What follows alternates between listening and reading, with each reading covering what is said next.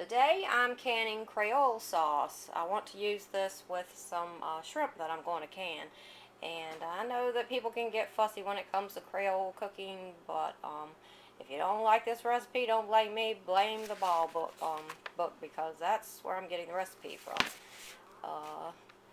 First thing I'm going to do is start with 6 quarts of tomatoes. I'm doubling this recipe, and since I only had about 2 quarts of tomatoes left in my garden, I'm going to use number 10 can of tomato sauce.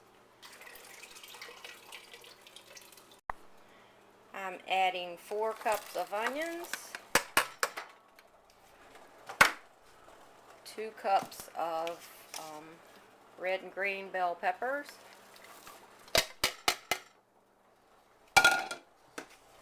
1 cup of chopped celery, 2 cloves of garlic, 2 hot red peppers that I've finely chopped, and 2 tablespoons of parsley,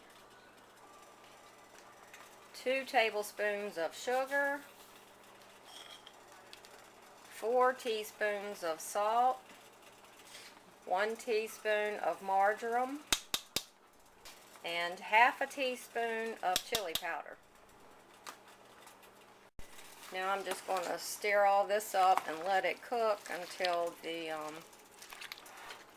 it's pretty much heated through, because since I'm using the tomato sauce, it really doesn't need to cook down, and it's going to cook plenty when it's being canned.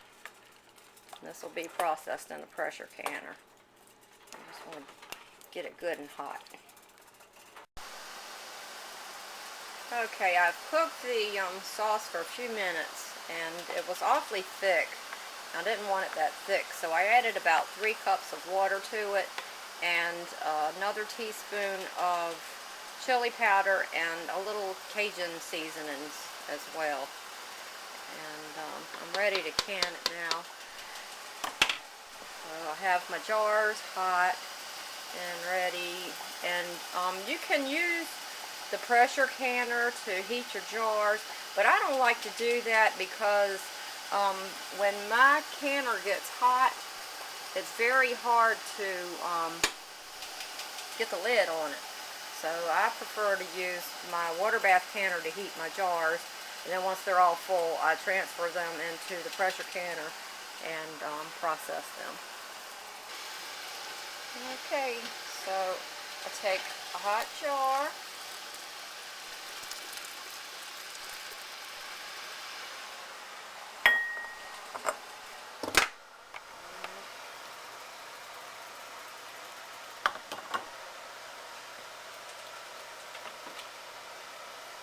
ladle the sauce into the jar. I'm going to leave 1-inch headspace, and I always can 1 jar at a time. Clean the rim of the jar. Add a lid and a ring. Tighten it, and I'll set it back into the pot. Stay hot until I have all the jars done.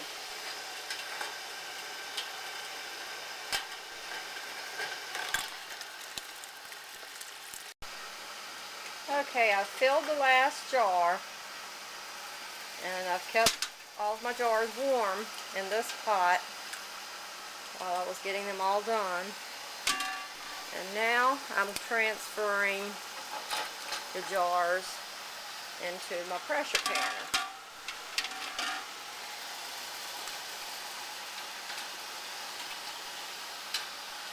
Now I know it looks like a lot of trouble to heat your jars like this, but it's not any trouble at all. The only extra work is pouring some water in the pot and turning the burner on. I mean, you have to put your jars somewhere, might as well sit them in the pot.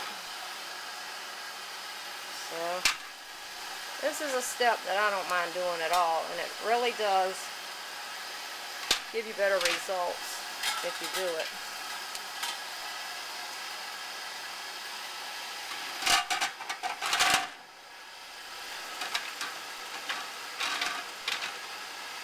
Okay, have all the jars in the pressure canner, and I'm going to process this for 25 minutes.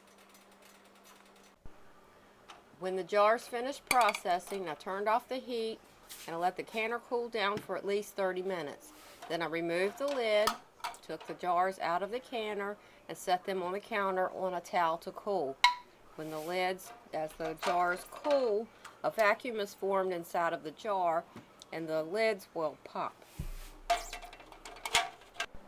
After the jars have cooled overnight, remove the rings, wash the jars, write Creole sauce on the top and the date that you canned them.